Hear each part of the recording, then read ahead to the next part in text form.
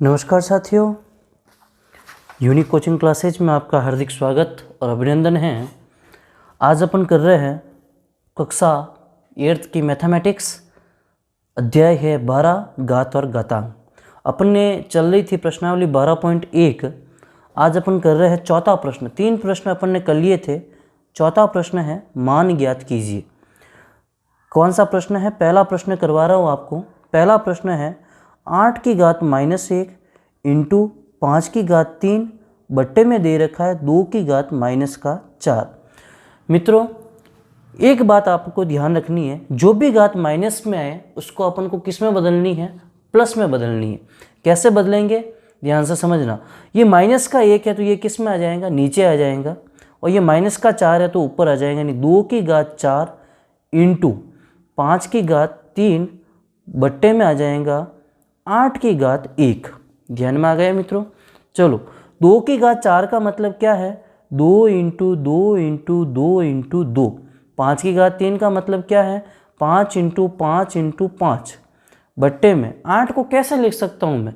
क्या 8 को मैं ऐसे लिख सकता हूँ? 2 इंटू 2 इंटू 2, 2 दूनी 4, 4 दूनी 8। ऐसे कैसे किया मैंने? अभाज्य गुणनखंड किया इसका। कैसे किया? अभाज्य गुणनखंड। देखो इससे क्या हुआ? 2 से 2 कटे, 2 से 2 कटे और 2 से 2 कटे।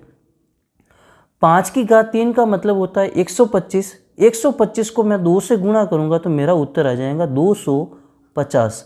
यही मेरा क्या है? आंसर है। ठीक है मित्रों, चलो दूसरा प्रश्न करते हैं। चौथे का दूसरा प्रश्न है मेरे पास 5 की घात -1 इंटू 2 की घात -1 इंटू 6 की घात -1। कैसे करूँगा? -1 है तो इसको किस में बदलना है? प्लस में। तो लिखूँगा 1/5, कोई घात नहीं, इसका मतलब प्लस का 1 है, इंटू 1/2, कोई घात नहीं, इसका मतलब प्लस का है, इंटू 1/6, कोई घात नहीं, इसका मतलब कैसी घात है? ये प्लस की घात है। 1/5, 5 को 2 से गुणा करूँगा मित्रों, कैसा आएगा? 5 दूनी 10 यानी 1/10 इंटू 1/6। इसको सरल करूँगा तो क्या आएगा?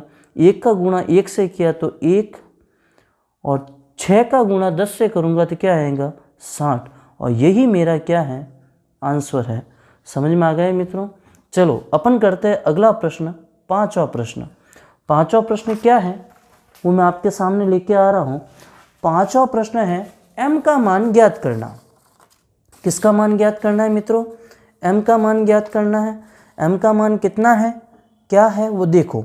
मेरे पास प्रश्न है 5 की घात m भाजक में है 5 की घात -3 बराबर 5 की घात 5। ध्यान में आ गया मित्रों प्रश्न? चलो इस प्रश्न को मैं करता हूँ। m का मान कितना आएगा? जब भी आधार समान हो, एक नियम बताया था मैंने, जब आधार समान हो और भाग का चिन्ह हो तो घातें हमेशा क्या होती है? घटती है। तो मैं लिखता हूँ 5 की घात m माइनस, और ये आ गया -3 बराबर कितना है? 5 की घात 5। मित्रों, जब बराबर के इधर भी आधार 5 है तो बराबर के इधर भी आधार 5 है, और घाते इधर है तो घाते घातों के समान है, आधार आधार के समान है। तो 5 से 5 क्या कर सकता हूँ मैं? काट सकता हूँ। काट सकता हूँ ना मित्रों? 5 से क्या हो गए? 5 कट गए, कट गए। तो मेरे पास क्या बचा घात में? m माइनस का 3 बराबर घात कितनी थी? 5। माइनस माइनस क्या हुआ? प्लस। तो मैं लिखूंगा m + 3 बराबर कितना आया? 5। ये प्लस का 3 उधर जाके क्या हो गया? माइनस में। तो m बराबर 5 - 3, तो m बराबर आ गया मेरे पास 2। और यही मेरा क्या है मित्रों? आंसर है। बताओ समझ में आया कि नहीं आया? ये था अपना पांचवा प्रश्न। ठीक है मित्रों, चलो छठा प्रश्न करते हैं। बहुत सरल प्रश्न है। छठा प्रश्न को अपन करते हैं, मान ज्ञात करना है।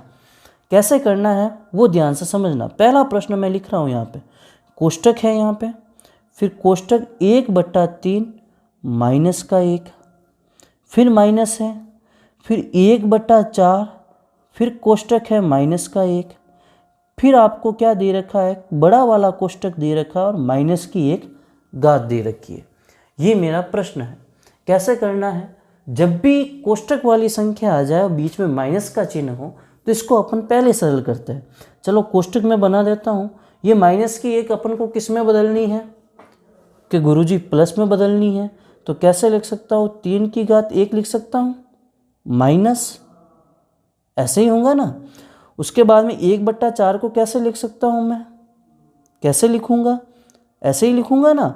ये 4 की घात क्या होंगी, प्लस हो जाएंगे, और ये घात कितनी है -1।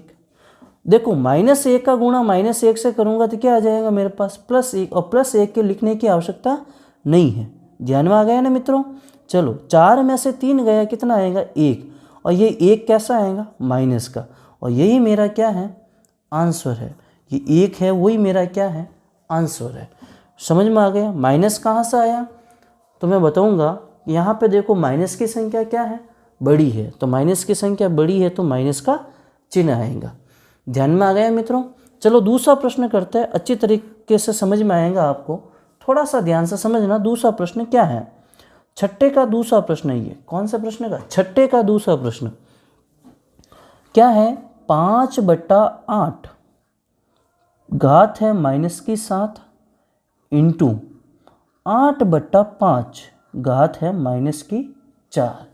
बताओ आधार समान है क्या अपने पास, नहीं है। तो इसको मैं पहले क्या करूं, धनात्मक घात को किस में बदलूं, ऋणात्मक घात को किस में बदलूं, धनात्मक। चलो माइनस के साथ को प्लस में बदलूंगा तो क्या आएगा 8 की घात। 8 की घात कितनी हुई बताओ, 8 की घात 5। बताओ 7 आया कि नहीं आया, आ गया ना, ध्यान में आ गया।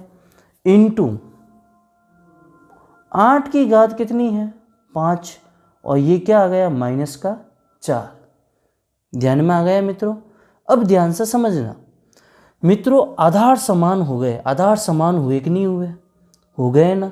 तो क्या करूं मैं, 8/5 घातें सदैव क्या होंगी, जुड़ेंगी। इसका मतलब मैं लिखूंगा 7 ± का 4। तो ये आ गया 8/5। 7 में से 4 गए, बताओ कितने आए। तो आप कहोगे गुरुजी 3, प्लस का माइनस का प्लस का। 8 की घात 3 का मतलब है 8 × 8 × 8, और 5 की घात 3 का मतलब है 5 × 5 × 5। 8 को 8 से गुणा किया 64, 64 को 8 से गुणा करूंगा तो मित्रों मेरे पास आएगा 512। 5 को 5 से गुणा करूंगा 25, 25 को 5 से गुणा करूंगा तो मेरे पास आएगा 125, और यही मेरा क्या है आंसर है। बताओ मित्रों, छठा प्रश्न समझ में आया, आ गया ना, किसी प्रकार को कोई समस्या नहीं। चलो अब अपन आगे करते हैं इस प्रश्नावली का अंतिम प्रश्न। वो प्रश्न है अपना, कौन सा प्रश्न है, 7वां प्रश्न। 7वां प्रश्न क्या है उसको ध्यान से समझना। 7वां प्रश्न अपन को दे रखा है सरल कीजिए। क्या दे रखा है, सरल कीजिए। जिसमें से पहला प्रश्न क्या है उसको ध्यान से समझना। मैं यहाँ पे व्यवस्थित रूप से पहला प्रश्न लिख रहा हूँ। पहला प्रश्न है 25 इंटू टी की घात दे रखी है -4, बट्टे में दे रखा है 5 की घात -3 इंटू 10 इंटू टी की घात दे रखी -8। फिर दे रखा है टी का मान कभी भी क्या नहीं होगा, 0 नहीं होगा। सरल करता हूँ, जितनी भी ऋणात्मक घात है उसको किस में बदलना है, किस में बदलना है, प्लस में बदलना है। देखो कैसे करूँगा, 25 इंटू ये माइनस की 3 है तो 5 की घात 3 ऊपर आएंगे कि नहीं आएंगे, आ गई ना। इंटू ये भी माइनस में, बताओ टी की घात 8 आएंगे कि नहीं आएंगे, ऊपर आ गई। तो नीचे क्या बचेगा 10 इंटू आगे क्या बचेगा, टी की घात -4 है वो ऊपर है तो यहाँ पे आ जाएगा टी की घात 4। जो कटता है मित्रों उसको काट दो। कैसे कटता है उसको ध्यान से समझना। देखो टी की घात 8, ये 4 से टी की घात क्या हो जाएगी 4, 5 के पारे से ये कटेगा 5 दूनी 10, और ये कटेगा 5 पंजे 25। इसका मतलब मेरे पास क्या है उसको ध्यान से समझना। 5 की घात 3 इसका मतलब 5 की घात 4 इंटू टी की घात कितनी है 4, बट्टे में कितना है 2। 5 की घात 4 का मतलब होता है 5 into 5 into 5 into 5 T into T की घात 4 बट्टे में कितना है 2। 5 की घात 4 का मतलब है 5 को 5 से गुणा करना, कितना आएगा 25। 25 को 5 से गुणा करना कितना आएगा 125। 125 को 5 से गुणा करूंगा तो मेरे पास आएगा 625 टी की घात 4। जब चर व अचर के बीच में कोई चिन्ह नहीं है उसका मतलब किसका चिन्ह है, गुणे का चिन्ह है। बट्टे में कितना आया मित्रों 2, और यही मेरा क्या होगा आंसर होगा। आगे सरल नहीं हो रहा है, इसका मतलब यही अपना क्या है आंसर है। चलो दूसरा प्रश्न करवा रहा हूँ। इसका दूसरा प्रश्न आपको ध्यान से समझना है। 3 की घात -5 इंटू 10 की घात -5 इंटू 125 बट्टे में कितना है 5 की घात -7 इंटू 6 की घात -5। देखो कैसे करना है उसको ध्यान से समझना। 3 की घात -5 इसका मतलब क्या है, नीचे आ जाएगा। देखो ये आ गया 5 की घात 7 इंटू 6 की घात 5 इंटू 125 बट्टे में 3 की घात 5 क्या आ गया, नीचे आ गया, इंटू 10 की घात -5 है वो भी क्या आ गया, नीचे आ गया। अब इसको कैसे करना है वो ध्यान से समझना। मैं इसको सीधा सा क्या कर रहा हूँ 5 की घात 7 का मतलब क्या है 5 का 7 बार गुणा, ये 3 बार, ये 4 बार, ये 5 बार, ये 6 बार और ये 7 बार। 6 की घात 5 का मतलब है 1 बार, 2 बार, 3 बार, 4 बार और ये 5 बार। 125 को ऐसे लिख सकता हूँ 5 इंटू 5 इंटू 5, 5 को 5 से गुणा किया 25, 25 को 5 से गुणा किया 125। 3 की घात 5 का मतलब है 3 इंटू 3 इंटू 3 इंटू 3 इंटू 3। 10 की घात 5 का मतलब है 10 इंटू 10 इंटू 10 इंटू 10 इंटू 10। समझ में आ गया मित्रों। चलो अब मैं आपको काटना सिखा रहा हूँ। देखो 5 के पहाड़े से काटना है, 5 एकम 5, 5 दूनी 10, 5 एकम 5, 5 दूनी 10, 5 एकम 5, 5 दूनी 10, 5 एकम 5, 5 दूनी 10, 5 एकम 5, 5 दूनी 10। समझ में आ गया मित्रों।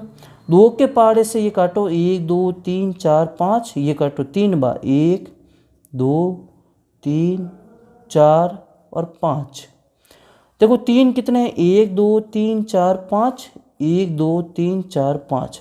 देखो यहाँ पे तो बचे 2 5 और यहाँ पे बचे 3 5, तो मैं क्या 5 इंटू 5 इंटू 5 इंटू 5 इंटू 5, यानी इसको मैं कैसे लिख सकता हूँ, आधार है मेरे पास 5 और घात मेरे पास क्या लिख सकता हूँ 5 लिख सकता हूँ ना, क्योंकि कितनी बार गुणा हो रहा है 5 बार गुणा, 1 2 3 4 5, और यही मेरा क्या होगा आंसर होगा, यानी यही मेरा उत्तर है। बताओ समझ में आया कि नहीं आया। प्रश्नावली आपको मैंने पूरी कंप्लीट करवा दी है। कौन सी है ये प्रश्नावली है अपने 12.1। कल अपन शुरू करेंगे प्रश्नावली 12.2। ठीक है मित्रों, चैनल को सब्सक्राइब नहीं किया है तो एक बार ज़रूर सब्सक्राइब करें। बहुत बहुत धन्यवाद।